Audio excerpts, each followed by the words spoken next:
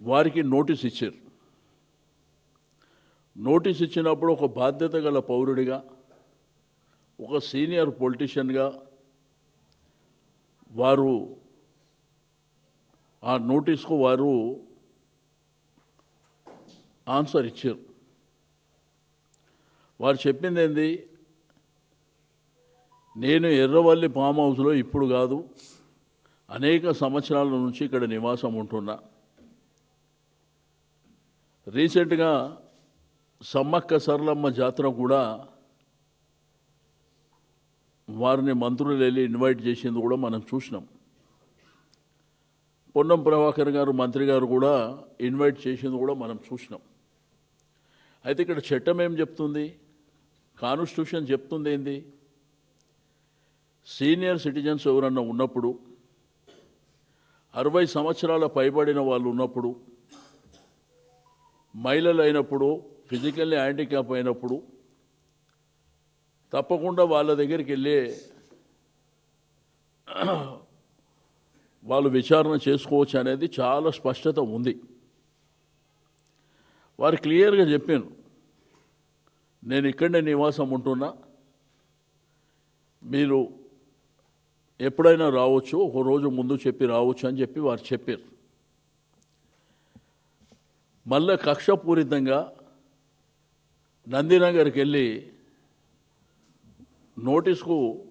Notice తీసుకెళ్ళి గోడ కంటించేటువంటి, అంటే ఎవరిని కించపరుస్తారు మీరు?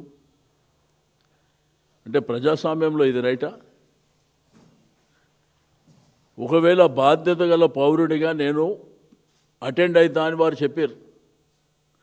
వాళ్ళు నిన్న మొన్న చేసినటువంటి ఈ పద్ధతులు ఏదైతే ఉన్నదో తప్పుడు పద్ధతులు, మేము కోర్టుకు పోతే ఒక నిమిషం కూడా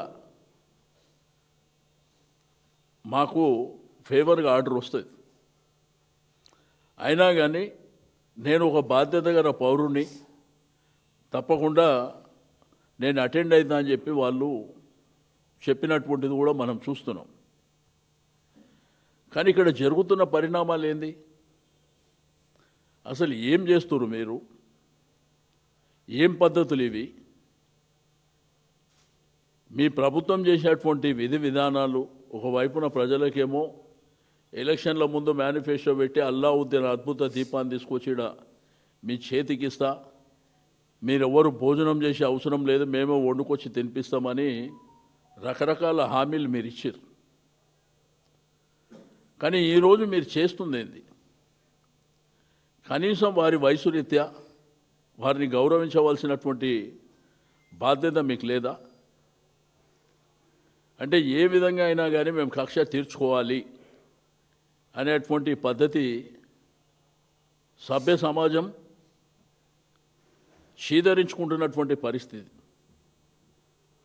అందుకే మా పార్టీ పరంగా రాష్ట్రంలో ఉన్నటువంటి మా నాయకత్వం, మా ఎమ్మెల్యేలు కావచ్చు, ఎంపీలు కావచ్చు, మాజీ శాసనసభ్యులు కావచ్చు, మాజీ పార్లమెంట్ సభ్యులు, మాజీ రాజ్యసభ సభ్యులు కావచ్చు, అదేవిధంగా మాజీ శాసనసభ్యులు కావచ్చు, మా పార్టీకి సంబంధించి వివిధ హోదాల్లో పనిచేసినటువంటి కార్పొరేషన్ చైర్మన్లుగా చేసిన వాళ్ళు కానీ, కార్పొరేటర్లు, వార్డు మెంబర్లు, జెడ్పీటీసీ, ఎంపీటీసీ, మరి అదేవిధంగా జిల్లా పరిషత్ చేసిన వాళ్ళు కానివ్వండి, మా గులాబీ సైన్యానికి, వారితో పాటు ఈ రాష్ట్రంలో ఉన్నటువంటి మేధావి వర్గానికి, అడ్వకేట్లకు కానివ్వండి, డాక్టర్లకు కానివ్వండి, ఇంటలెక్చువల్స్, విద్యార్థులు, మహిళలు అందరికీ రిక్వెస్ట్ చేస్తున్నాం, రేపు పెద్ద ఎత్తున నిరసన చెప్పాలని చెప్పి నేను ఈ సందర్భంగా తెలియజేస్తూ ఉన్నాను. అది కూడా ఒక శాంతియుతమైనటువంటి నిరసన.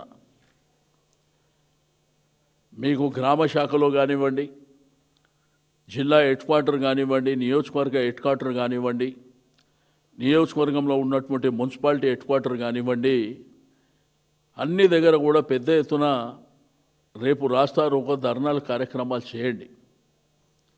శాంతియుతమైనటువంటి వాతావరణంలోనే చేయండి. ఈ ప్రభుత్వం చాలా రోజులు ఉండే పరిస్థితిలో లేదు. ఇష్టం, మా దగ్గర అధికారం ఉన్నది కాబట్టి మా ఇష్టం ఉన్నట్టు మేము చేసుకుంటాం. ఇది ఏం పద్ధతి, ఏం ప్రజాస్వామ్యం ఇది? మీరు చూసినారు కేసీఆర్ గారు నేను అటెండ్ అవుతాను రాసిండు. మీరు రండి,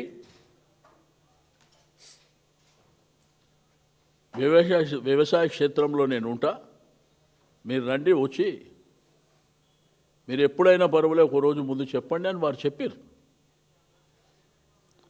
చెప్పిన తర్వాత నిన్నపోయి ఆ గోడకు నోటీస్ అంటించడం ఏంది అంటే ఎవరిని కించపరుస్తుండ్రు అంటే ప్రభుత్వాలు అనేది పర్మనెంట్ అనుకుంటున్నారా? ఏ ప్రభుత్వాలు కూడా ఈ దేశంలో పర్మనెంట్ కావు. ఇప్పుడు నిన్న చూస్తే నేను ఎందుకు చెప్పిన అంటున్నారు సర్కస్ కంపెనీ నడిపిస్తున్నారని. స్పీకర్ గారు మొన్న తీర్పిచ్చారు.